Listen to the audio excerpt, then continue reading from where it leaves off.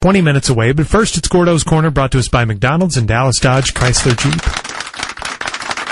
I'm always subject to medical problems, scare tactics, fear, medical fears, and part of that was being raised by my mom, who thought that death was at. My mom thought we lived in old pioneer days.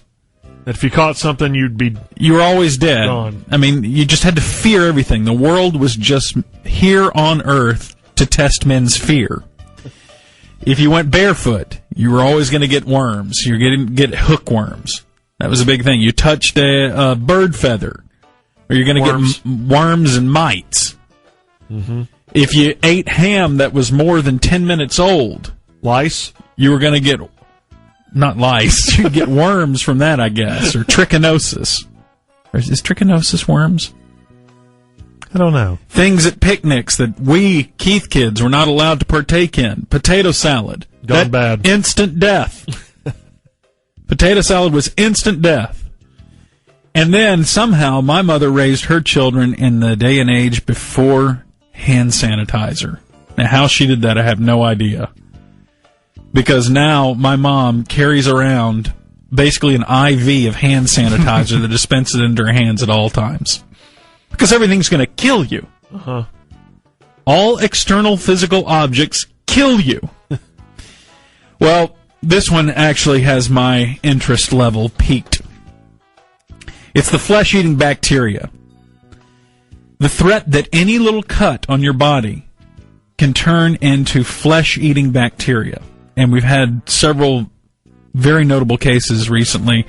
There's the girl who's down in Georgia. Her name is Aimee Copeland. She's 24 years of age. She went on a zip line across a river. It says a homemade zip line. That's dicey. Yeah. But anyway, it broke. She fell, and it cut her leg. She falls into the water. They treat the cut. As a matter of fact, I think they went to a local medical facility. They treated the wound. They stitched her up. But they stitched her up with flesh-eating bacteria inside it. From the water? I think so. She just had a little medical breakthrough. She's been in the hospital ever since. It's been for a few weeks. She was taken off a ventilator for several hours the other day. And she was able to be off a ventilator. Now, so far, they've taken most of her left leg off. They had to cut it off. And her father told her late last week that her hands and her remaining foot will also need to be amputated. Wow. Gosh. Flesh-eating bacteria. She's 24, hot, college girl, and then she wakes up and, I woke up. Oh, thank God. Where are my hands? Where are my hands? Where's my feet? Where's... And she has none of that. Terrible.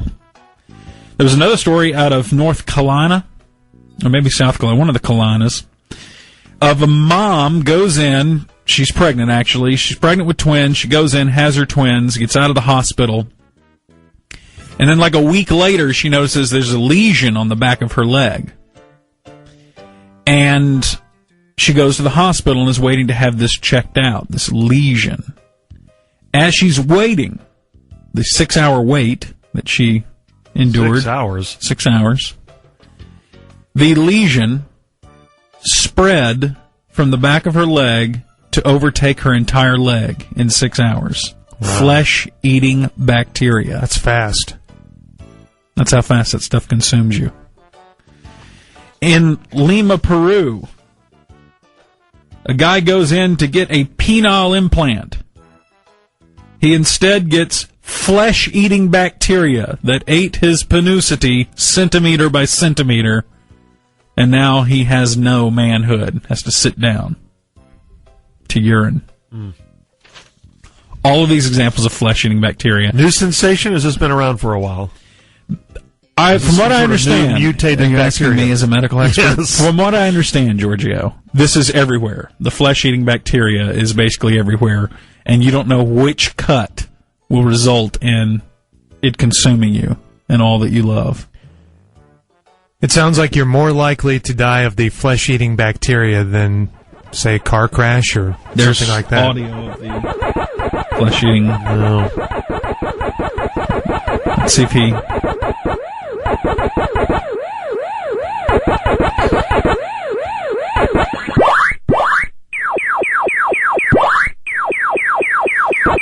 Sure. I can't tell you how many hours I've listened to this sound. Anyway, yeah, flesh-eating bacteria and that girl in Georgia. So, all right, Craig, put yourself in your own situation. I'm not sure what that means, but okay. Let's say that you get a cut when you're doing one of your little scrambles up your 4,000-foot mountains. Okay. You think is such an accomplishment. And it turns into flesh-eating bacteria. You wake up in the hospital, and your arms and legs are gone. Then I ask them to take the rest of me. Okay, hopefully that's an inspiring story to that Georgia girl. Craig saying that you're saying that this girl's not worth living right now.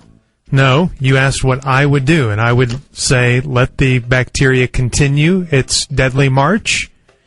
Let it claim my torso, my neck, my head, and finally my hair. Huh. So if you were this girl, you wouldn't want to live? I don't know enough about her situation to make that kind of a claim. Say she's really hot. Yeah, I'd want to stay alive. What does that matter?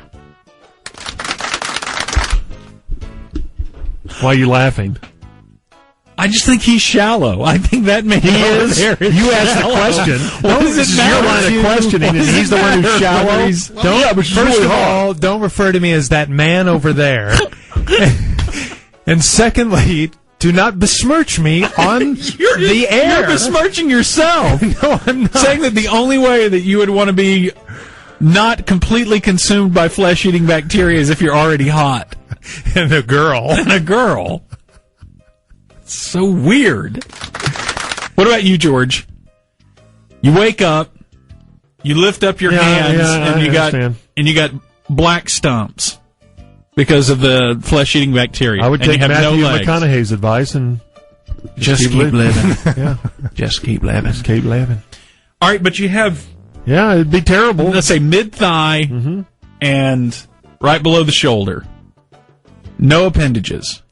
For the Bird Dogs gigs, they'd have to wheel you out and Could you stick a imagine mic in that? front of your face as you sat there with no arms or no legs. And you try to dance the nubs a little bit, to keep the crowd going. You're a jerk. Yeah, I try to keep living. Would you keep performing Bird Dogs gigs? Probably not, I guess. No, I guess I could. Yeah, because you could Would say you guys still let me do the show, or would you... Oh, that'd be great. This show?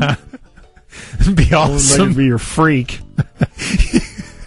Would Gordo still continue to attack you every day, or would he feel sorry, or would he? Would it be a new? It wouldn't change the damn thing. You know the answer. No, I would have to keep attacking you because you would want it that way. You wouldn't want to be treated any differently. Right? I would so badly try to give you the disease as well. I'd try to pass it on to you somehow. Wait, you would try to smear the flesh-eating bacteria? You try to smear it with your nub? Hugs every day. Smack you upside the head. And you just stick them up in my eyes? I knew this would be a ridiculous conversation.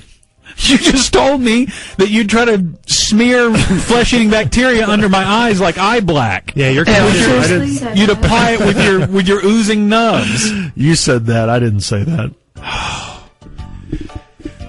I'd do the prank where I just push you a little bit too far away from your mic, so the whole time you do the show like this. Hey guys, can somebody help me? Just somebody. Oh, I'm not helping you. Yeah, that probably would happen. Didn't you say that would be the greatest injustice in the world if you ended up with no arms and no legs, and Fernando's wasting his 2 arms and 2 legs? I didn't. You just said that. Yeah, you're bad. Anyway, flesh-eating bacteria. I have classic audio if you're interested. You bet. Of flesh-eating bacteria? No, you get to choose your own adventure here. You can either hear an interview with a guy who had an odd romantic tryst with a woman at a gas station that we met on the Riverwalk, the kicking back guy we met at the Riverwalk, the politician that sounds just like Ed Carter, or the drunk guy pestering George. The politician who sounds like Ed Carter. You didn't hear that? I don't remember that. A guy named Ted Poe. I think he's from Texas. For what purpose does the gentleman from Texas seek recognition? Request permission to address the House for 1 minute. Without objection. Madam Speaker, the United States is poised to raise the white flag of surrender in space exploration. America is the leader in space technology, but yet there are plans afoot to turn our lead over to the Russians and the Chinese. By foolishly canceling the Constellation program, and when the last NASA shuttle flight occurs, we will have no means to transport our astronauts into space. We will have to hitch a ride with the Russians if we want that transportation. And if one of our security satellites needs repair, who's to say the Russians will even let us buy a coach ticket on their space aircraft? Now even the Iranians have entered the space race. Last month they sent a rat, 2 turtles, and a worm into space. Keeping our edge in space flight is a national security issue. We cannot give that away to anybody. After all, when Neil Armstrong landed on the moon, the first word was Houston, not Moscow or Beijing. And that's just the way it is. That's just like Houston, Not Moscow or Beijing. Neil Armstrong a rat, landed on the moon. 2 turtles, and a worm. Old Neil Armstrong landed on the moon. And he's targeting Russia and the Chinese and Iranians. That guy's name is Ted Poe. Why did they have to run down everything that they sent, that the Iranians I sent? don't know. Was that irrelevant? Rat, And an 2 earthworm. turtles, an earthworm. All right. Well, I'll meet you at 2 o'clock in the morning if I know you're coming. All right, there's a little classic audio for you. Yay. May I ask, Yeah. and you don't have to play it, but who was the drunk guy bothering George? Oh, perhaps you would like to hear a few seconds of this. I don't Where was remember this? This was in San Antonio while we were having dinner one night Okay. on the ticket. How are you doing tonight, sir? Good. Drunk guy from Nashville, how are you? I'm doing well. I'm down there in San Antonio. Yeah. You ever heard of San Antonio? Yes. In fact, I was born here. Yep. Really, you look like you're a guy who lives in Wheaton, Illinois. How can you tell that by looking at me? Kind of the way your ears smell. Oh, my gosh. What was that? Kind of the way your ears smell. What the heck? Anyway, that goes on. That guy bothered me at dinner every night. That was just a waste of time. Me Every testing the night. recorder, bugging you, Giorgio. And then we had the famous kicking back guy. I won't play you that whole thing, but I would like to play you the kicking back drop. I love this guy. Remember the kicking back drop? Homeless guy. I don't know that he was I don't know if he was homeless. Oh, okay. Kicking back, kicking back, kicking back. Kicking back, kicking back, kicking back. He was just kicking back. Yeah. He was a San Antonio businessman. And I just listened to the whole interview with that guy. It got really awkward there when at one point I told him he looked like Saddam Hussein, and he got really offended by it. It's very awkward. I'm finding all kinds of good audio these days. Good. Which we'll mix in from time to time. Keep it coming. Okay. Kicking back. All right, Gordo, thank you. That is the ODEC 9:30 on the ticket. Coming up next, the most money ever paid for an item of sport.